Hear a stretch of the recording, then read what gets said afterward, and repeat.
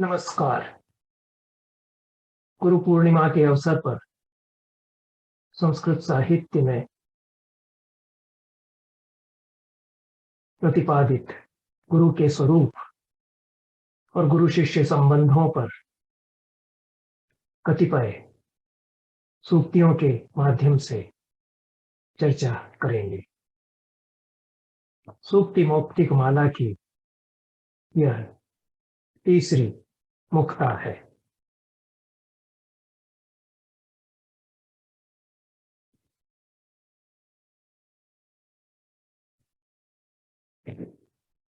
नवम शताब्दी में दामोदर संस्कृत के महान कवि हुए। कश्मीर में उनका निवास था। उन्होंने कुट्टिनीमत महाकाव्य लिखा है। इस महाकाव्य में ज्ञान और मनुष्य के जीवन के ध्येय को लेकर गुरु की भूमिका पर प्रकाश डालते हुए दामोदर कहते हैं, विषय तिमिरावृताक्षणा मवटे पतताम दृष्ट मार्गाणाम पुंसाम गुरुजन वचन द्रव्य शलाकांजनम शरणम। विषय तिमिरावृताक्षणाम, सांसारिक विषयों के तिमिर से मुंदी हुई आंखों वाले, अवटे पतताम अदृष्ट मार्गाणाम, गर्त में गिरने को हुए और रास्ता न बूझ पाने वाले, पुंसाम, ऐसे लोगों के लिए, पुंसाम गुरुजन वचनम, ऐसे लोगों के लिए गुरुजन का वचन, द्रव्य शलाकांजनम शरणम, उसी तरह शरण बन जाता है जैसे आंखों में अमृत से भरी हुई आंजनी का अंजन। विषय तिमिरावृताक्षणाम ओटे पतताम अदृष्ट मार्गाणाम पुंसाम गुरुजन वचनम वचन द्रव्य शलाकांजनम शरणम।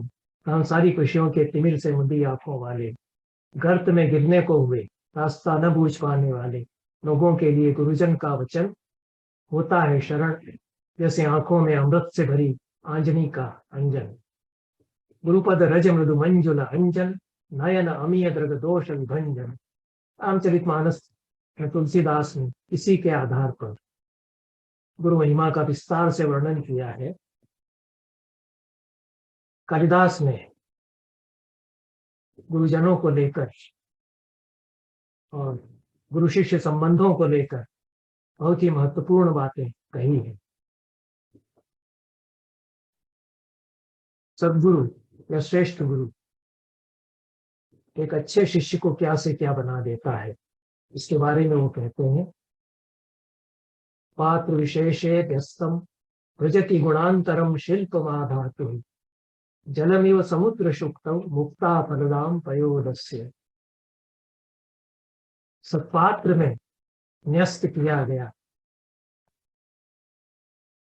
आधातु, आधान करने वाले, विद्या प्रदान करने वाले का गुण कुछ का कुछ हो जाता है। शिक्षा देने वाले की कला योग्य शिष्य को प्रदान करने पर और भी उत्कृष्ट बन जाती है। इसके लिए उपमा दी है, जलमिव समुद्र शुक्तम मुक्ता फलदाम पयोदस्य। इसे समुद्र में गिरता हुआ बादल का जल यदि किसी सीपी में चला जाए तो वह मोती बन जाता है। बादल का पानी धरती पर भी गिरता है, चट्टानों पर भी गिरता है, समुद्र के ऊपर भी बरसता है। समुद्र में बरसते हुए किसी सीपी में जाकर वही जल मोती बन जाता है। ऐसे ही एक अच्छे गुरु के द्वारा दिया हुआ ज्ञान मुक्ता, ज्ञान की मुक्ताएं बनती जाती हैं अच्छे शिष्य के भीतर पहुंचकर। अध्यापन गुरु के द्वारा किस प्रकार से किया जाता है और किस गुरु की अध्यापन विधि अच्छी होती है, इसके बारे में कालिदास ने बहुत सटीक बातें कही है।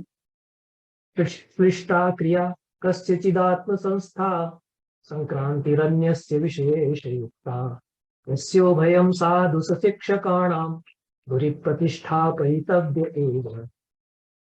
क्लिष्टा क्रिया कस्यचित आत्म संस्था, किसी के भीतर आत्म संस्था या भीतर ही भीतर बहुत गहरा ज्ञान रहता, श्लिष्ट होता है। संक्रांति रम्य से विशेष युक्ता, किसी की संक्रांति विशिष्ट होती है, उसे दूसरे तक पहुंचाने में वह निपुण होता है। यस्यो भयम साधु शिक्षकाणाम धुरिक प्रतिष्ठापयितव्य एव, जिसमें दोनों बातें उत्तम हो वही शिक्षकों की धुरी में स्थापित करने के योग्य है, अग्रगण्य माना जाने के योग्य है। कुछ लोगों में कॉम्प्रिहेंशन, धारणा शक्ति बहुत होती है, कुछ लोगों में एक्सप्रेशन, अभिव्यक्त करने की उत्तम कला होती है, लेकिन ज्ञान का ग्रहण, ज्ञान की धारणा भीतर चित्त में ज्ञान का भंडार व्यवस्थित रूप में हो और उसे दूसरों तक संक्रांत करने की, अभिव्यक्ति की योग्यता भी हो, ये दोनों बातें जिसमें हो वह शिक्षकों के समाज में श्रेष्ठ शिक्षक कहलाता है। केवल वेतन देने के लिए जो अध्यापन करता है वह तो वणिक है। कालिदास कहते हैं, लब्धास्पदोस्मि विवाद धीरोस्ति तिक्षमाणस्य परेण हिम्नाम यस्याग्रह केवल जीविकायै तम ज्ञान पुण्यम मणिजम वदन्ति। लब्धास्पद, ये बहुत ऊंचे पद पर है। यह सोचकर जो ज्ञान के क्षेत्र में विचार विमर्श से डरता है, विवाद से, संवाद से डरता है और दूसरों के द्वारा दी गई की जाती अपनी निंदा को सहता रहता है। तितिक्षमाणस्य परेण निंदा है, सरस्वती का कोई अपमान करता है, कीचड़ उछालता है और चुपचाप सहता रहता है कि मुझे क्या करना, मुझे तनख्वाह मिल रही है। यस्यागमः केवल जीविकायै, जिसका ज्ञान केवल जीविका चलाने के लिए है, तम ज्ञान पुण्यम मणिजम वदन्ति, वह तो ज्ञान का सौदा करने वाला बनिया है, ज्ञान को पुण्य बनाने वाला बनिया वह है जो ज्ञान का सौदा नहीं करता और समझौता नहीं करता और संवाद से, वाद से, विवाद से घबराता नहीं। वह शिक्षक वास्तविक शिक्षक या गुरु होता है। ऐसे गुरु श्रेष्ठ शिष्यों की तलाश में रहते हैं। वे चाहते हैं कि संसार के कोने कोने से हमारे पास लोग सीखने के लिए आए, हमारा ज्ञान फैले। अपने पास बचा करके नहीं रखते हैं, या मैं अपने चहेते को ही दे दूं केवल और किसी एकलव्य को न दूं, ऐसा नहीं वो करते। उपनिषदों के गुरु कहते हैं, आम आयन्तु ब्रह्मचारी, दुनिया के कोने कोने से ब्रह्मचारी मेरे पास ज्ञान के लिए आए। ये उपनिषदों के ऋषि कहते हैं। ऐसे गुरु जब शिष्यों को उपदेश देते हैं तो किस तरह से वह नया होता जाता है, विद्या विस्तार लेती है। इसको कालिदास ने बहुत सुंदर ढंग से समझाया है। उन्होंने इस संबंध में कुछ शब्दावली दी है, जो कि शिक्षा शास्त्र की शब्दावली कही जा सकती है। हमारे यहाँ शिक्षा शास्त्र पढ़ाया जाता है, एजुकेशन डिपार्टमेंट्स हैं, लेकिन हमारे पुरखों ने जो बहुत काम की बातें शिक्षा के बारे में, गुरुजनों के बारे में कही है, उनको शायद नहीं पढ़ाया जाता है। कालिदास कहते हैं, एक गुरु के मुख से वो कहलवाते हैं कि मैं अपनी शिष्या को, अपने शिष्य को जब पढ़ाता हूँ, कुछ सिखाता हूँ, तो क्या होता है, यद्यत् प्रयोग विषये मया भाविकमुपदिश्यते तस्यै तत्तद् विशेष करणात् प्रत्युपदिशति मां बाला। जो कुछ भी नया प्रयोग में उसको सिखाता हूँ, नया पाठ में उसको सिखाता हूँ, वह तत्तद् विशेष करणात्, उसको विशिष्ट बना करके और प्रस्तुत कर देती है। जो कुछ सिखाया गया उसको और चमका करके वह मेरी शिष्या प्रस्तुत कर देती है। तो लगता है कि वो मुझे प्रत्युपदेश दे रही है, जितना मैंने सिखाया है उसके बदले में जैसे मुझे वह सिखा रही है। ये बड़े गुरु की भावना हो सकती है। जो क्षुद्र गुरु होते हैं वो समझते हैं कि हम अपने शिष्यों से क्या सीख सकते हैं, और जो अच्छे गुरु होते हैं उनको हमेशा लगता है कि मेरे शिष्य बहुत मेधावी जो है, वो जो मैंने ज्ञान दिया है उसको अपने भीतर चमकाते हैं, उसको मैं फिर से उस चमक में फिर से पा सकता हूँ। अच्छे गुरु की यही खासियत होती है। कि कालिदास ने दो शब्द दिए हैं विद्या के क्षेत्र में, एक तकनीकी शब्दावली उन्होंने नहीं दी, विशेषकरण और प्रत्युपदेश। शिष्य जो है अपने गुरु के द्वारा पाए हुए ज्ञान को विशिष्ट बना देता है, विशेषकरण कर देता है उसे, तो उसको और चमका देता है। हमारे सभी जो अच्छे शिष्य हैं वो यही करते हैं, जो कुछ हमने पढ़ाया है उसको वे और भी बढ़िया ढंग से विस्तार उसको देते हैं, नई आभा उसमें उत्पन्न करते हैं, नए विषय उसमें जो जोड़ते हैं, तब हमको लगता है कि जो कुछ उन्होंने हमसे लिया था उसको वे फिर से हमको गुरु दक्षिणा के रूप में और भी बढ़िया चमका करके दे रहे हैं। यही विशेषकरण और यही प्रत्युपदेश है। सौभाग्य अनुपुरम महाकाव्य मेरा है, उसमें गुरु शिष्य के संबंधों पर मैंने कुछ पद्य लिखे हैं। एक गुरु और शिष्य आमने सामने यदि हो तो कैसा दृश्य होता है।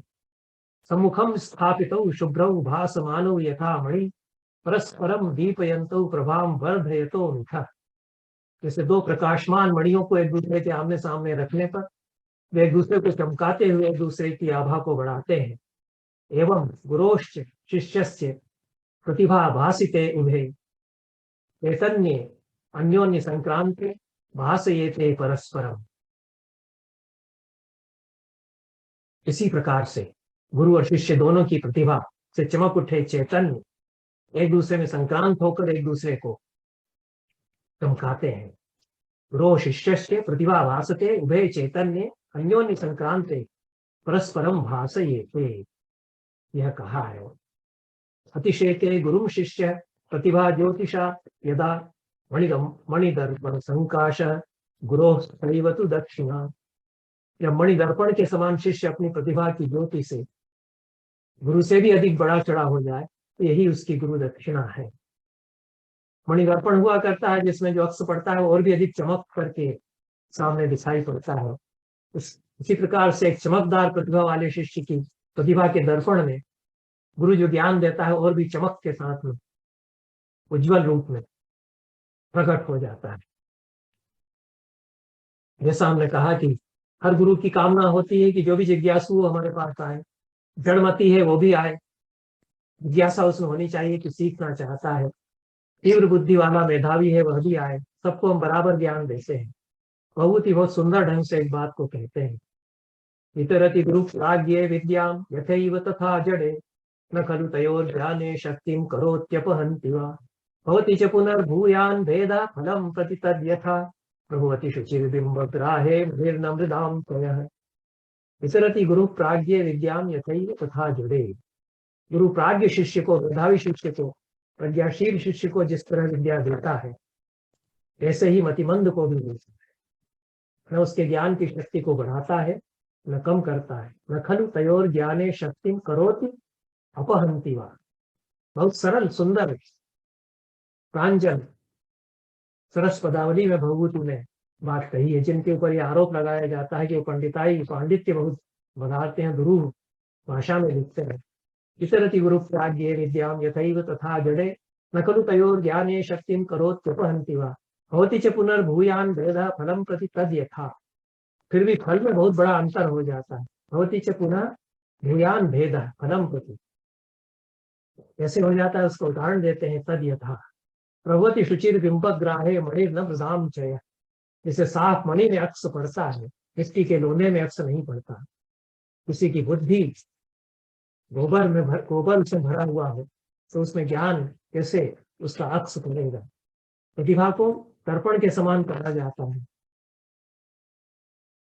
और गुरु का ज्ञान उस दर्पण में प्रतिबिंबित हो जाता है, वैसा का वैसा ही झलक उठता है। लेकिन ये मस्तिष्क है वह तो दर्पण की तरह उजला होना चाहिए, यदि उजला नहीं है तो उसको उज्जवल करके चमकाना चाहिए। यह शिष्यों के लिए भी संदेश है। इसलिए उसी महाकाव्य में मैंने कहा है सौभाग्य अनुपुरम में, गुरु सृष्टास्य शिष्यस्तु सृष्टि रूपेण जायते। यह हमारे वेदों में भी कहा गया, आचार्य उपनयमानो ब्रह्मचारिणम कुरुते गर्भ बनता है तम रात्रि उदरे विभक्ति। आचार्य उपनयन के समय अपने भीतर आत्मसात कर लेता है अपने शिष्य को, फिर से जन्म देता है, नया जन्म उसको देता है। तो गुरु सृष्टा है, सृष्टि करता है शिष्य का और शिष्य उसकी सृष्टि है।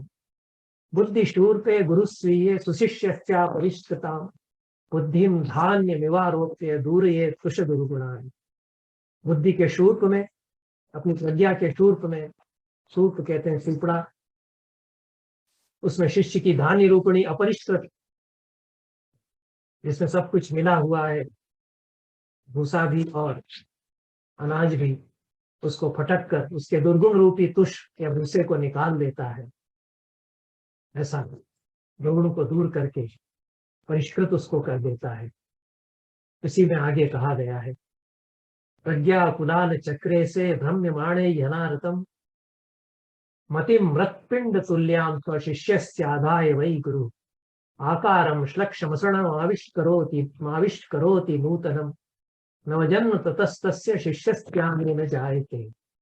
प्रज्ञा कुलाल चक्र से, अपनी प्रज्ञा के कुलाल चक्र, कुलाल कहते हैं कुम्हार को, चक्र चका, कुम्हार के चाक पर मिट्टी के लोंदे जैसी शिष्य की बुद्धि को रखकर, अपनी प्रज्ञा रूपी कुमार के चाक पर मृत्पिंड जैसी शिष्य की बुद्धि को रखकर उससे श्लक्ष्ण चिकना सुंदर नया आकार गुरु निर्मित कर देता है।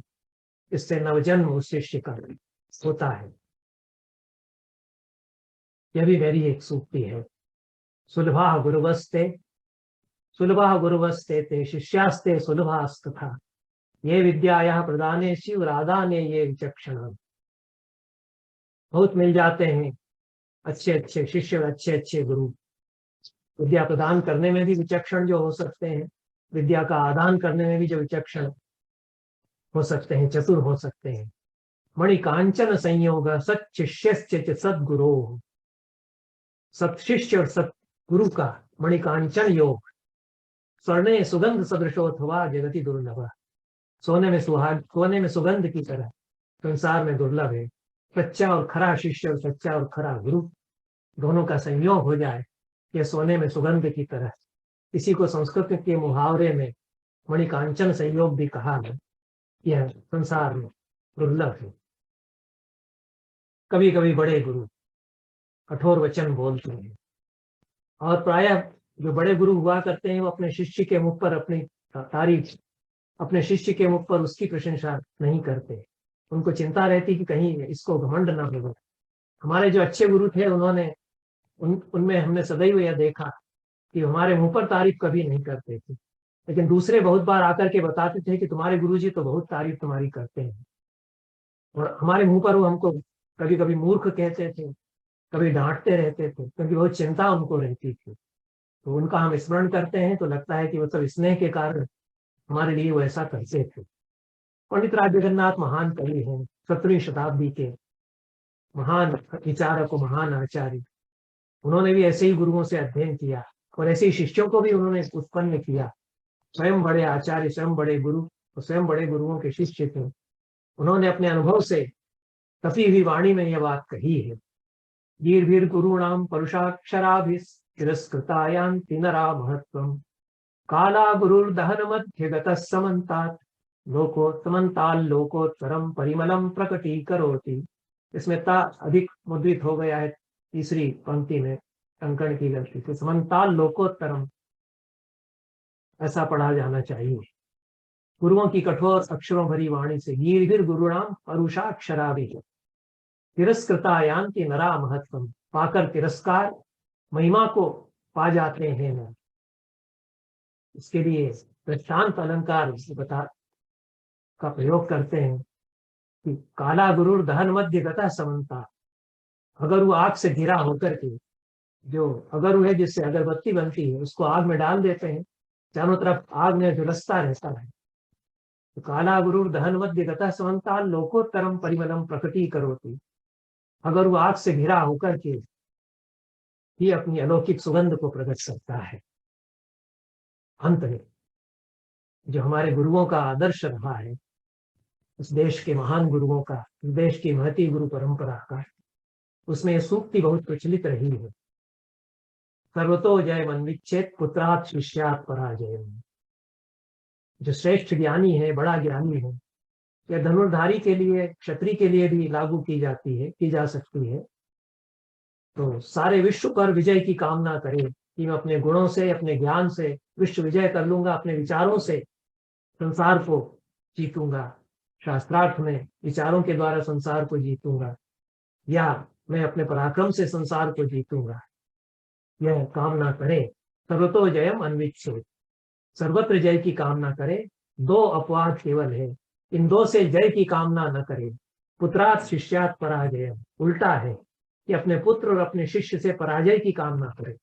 यह बहुत बड़ा आदर्श हमारे गुरुओं का, अपने हमारे पिताओं का भी है कि वो ये चाहते हैं कि हमारे बेटे और हमारे शिष्य हमें पराजित कर दें। इतनी महती कामना है कि हमसे आगे निकल करके हमको हरा दें। ज्ञान के क्षेत्र में, विद्या के क्षेत्र में हमारे शिष्य हमसे इतना आगे बढ़ जाए कि हमको लगे कि उन्होंने हमको जीत लिया है, हम उनके सामने पराजित हो गए। ये आदर्श हमारे यहाँ गुरुओं का रहा है। इन शब्दों के साथ मैं गुरु पूर्णिमा के इस पर्व पर अपने समस्त श्रेष्ठ गुरुजनों को सादर प्रणाम करता हूँ और मेरे शिष्य सारे देश में अपने ज्ञान का विस्तार कर रहे हैं। जो कुछ उन्होंने मुझसे प्राप्त किया, मुझे उन पर बहुत गर्व है और बहुत प्रफुल्लित में होता हूँ उनका स्मरण करते हुए। उन सभी को मैं शुभकामनाएं और आशीर्वाद देता हूँ। धन्यवाद।